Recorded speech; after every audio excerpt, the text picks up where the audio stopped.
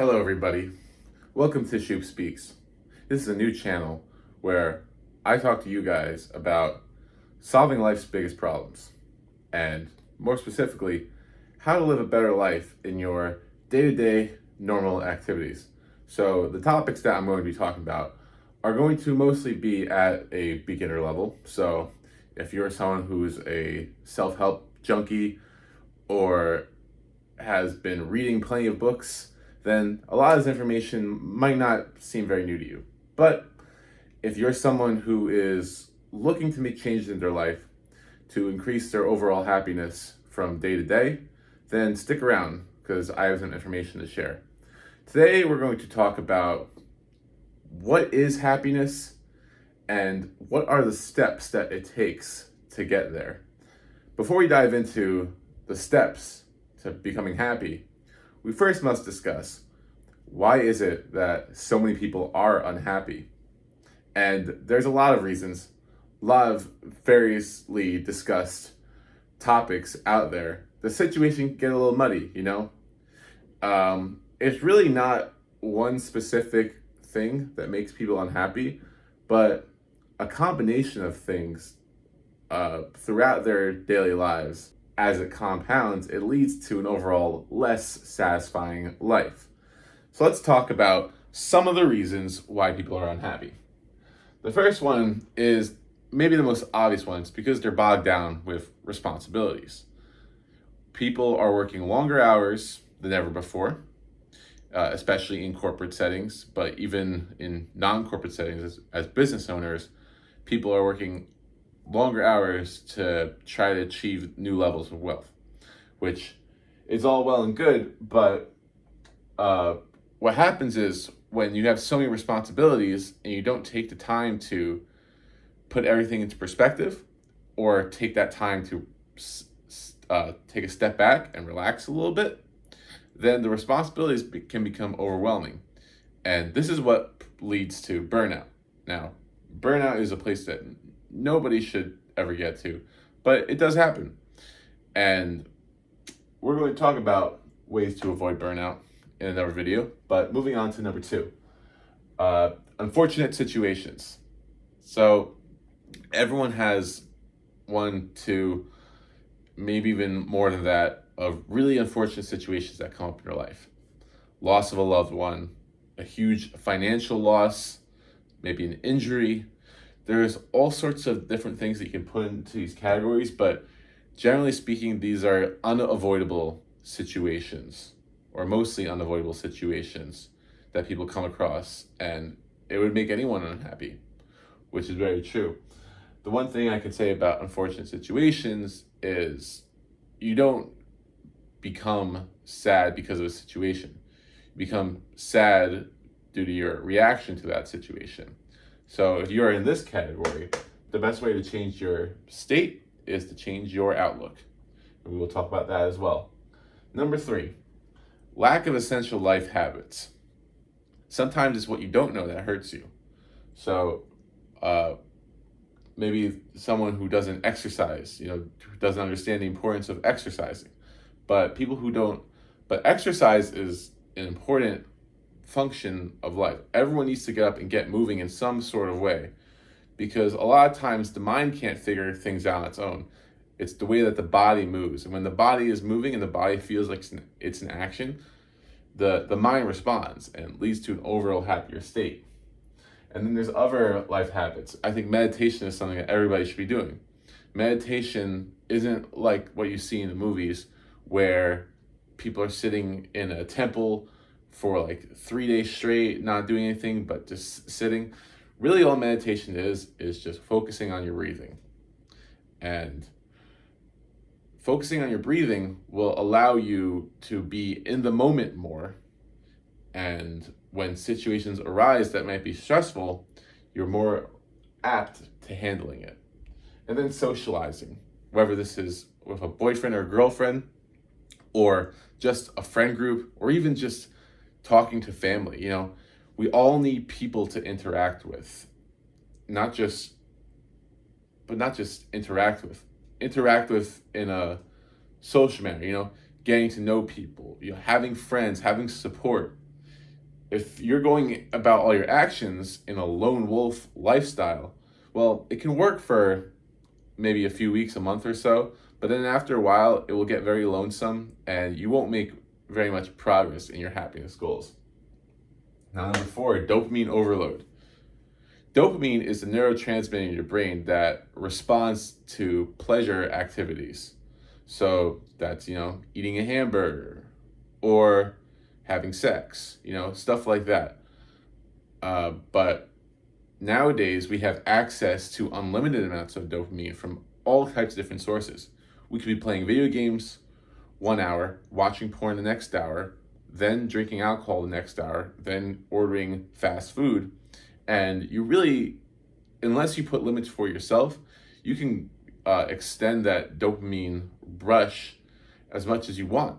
The thing with dopamine is the more that you have of it, the less sensitive your brain is to dopamine. So you require more and more to keep up that same feeling of happiness.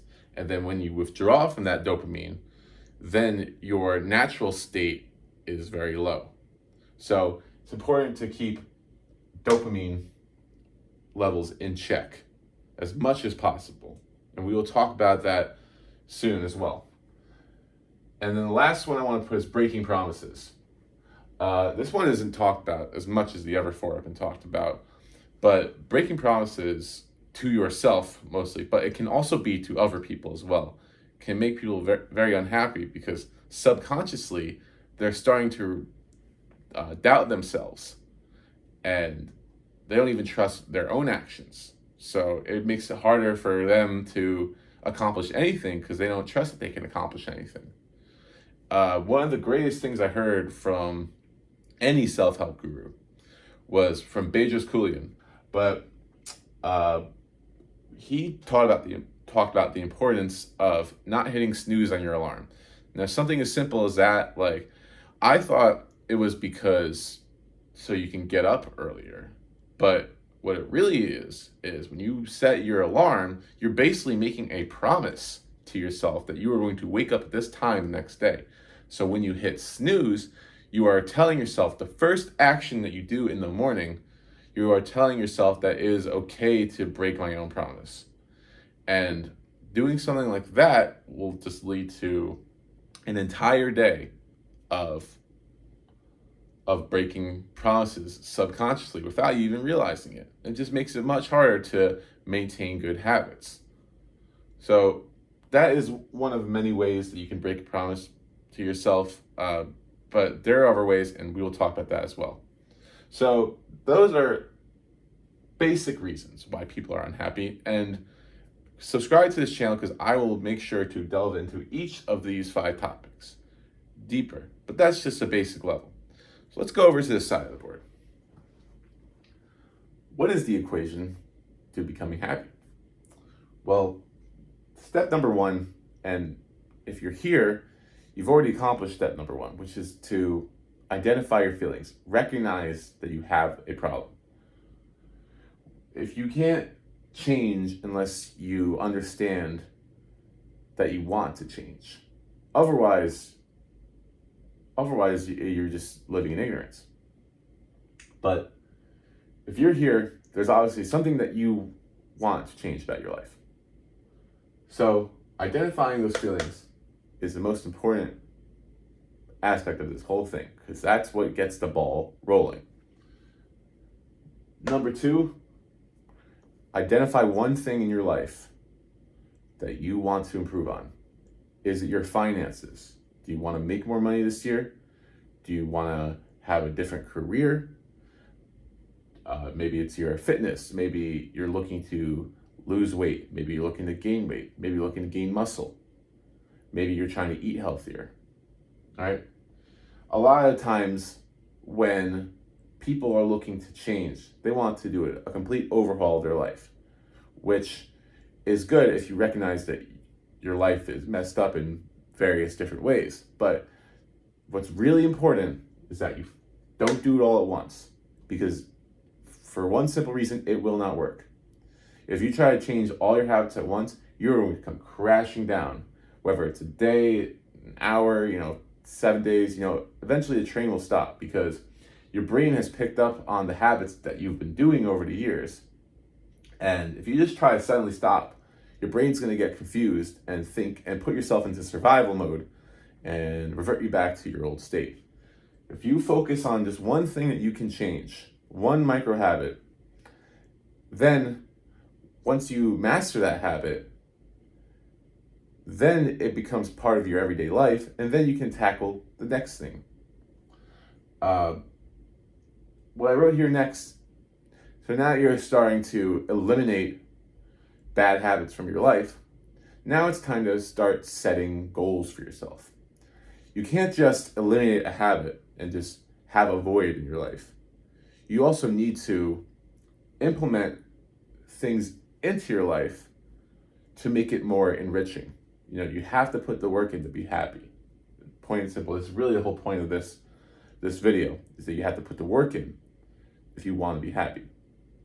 An example of setting goals for yourself is, I haven't read any books in the past year. I'm not saying I haven't, but let's say, for example, somebody hasn't read a book for a year or so. Maybe the goal will be, I'm going to read one new book over the next 2 weeks.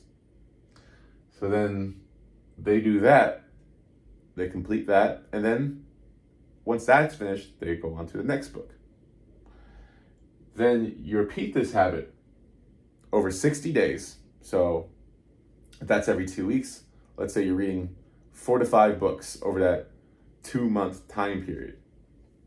Well, assuming that you keep it consistent, you probably start to develop some enjoyment from that experience, as enjoyment comes from accomplishment, and accomplishment leads to motivation and leads to you doing the task over and over again. So the 60 days is very important. You don't want to just read a book, feel happy for yourself, and then go back to who you were. That doesn't implement change. That just means that you read a book once. But if you do it consistently over this time period, now you're a reader. And now you have that habit implemented in your life. Once you're done with that, you just go back, repeat number 2 again. Now I'm going to identify another area of my life that I want to change. I'm going to take steps. Okay, so now I've been reading. Now I want to start eating healthier. All right, so my usual routine, as an example, let's say my usual routine is, after a hard day at work, I go by the drive-thru and I pick up some McDonald's. Well, then maybe instead what you can do is prepare a nice dinner for yourself, a home-cooked dinner with meats and vegetables, something that you enjoy eating but is not processed. As an example, you prepare that for the night before, so that when you come home, you have that meal to look forward to when you get home. You do that, you eat your meal when you get home, and then you start reading. Little by little, you add habits here and there, and all of a sudden you have a completely different life and a completely different outlook. You can do this over and over again, and I guarantee that you will steadily increase your baseline level of happiness every single day. Number 5, an important point to remember is, on this journey, you are not going to be perfect. I know it's easy for me to tell you, do your habit every day for 60 days. But change is hard because we're programmed in a way where if we've been doing something for long enough, it becomes so habitual that change feels like it's going against our natural rhythm. But the way that you can feel like you're accomplishing your goals is just to take a little bit of action every day. Let's say you get home and the last thing you want to do is read. You made a goal that you want to read every day, but the last thing you want to do today is read.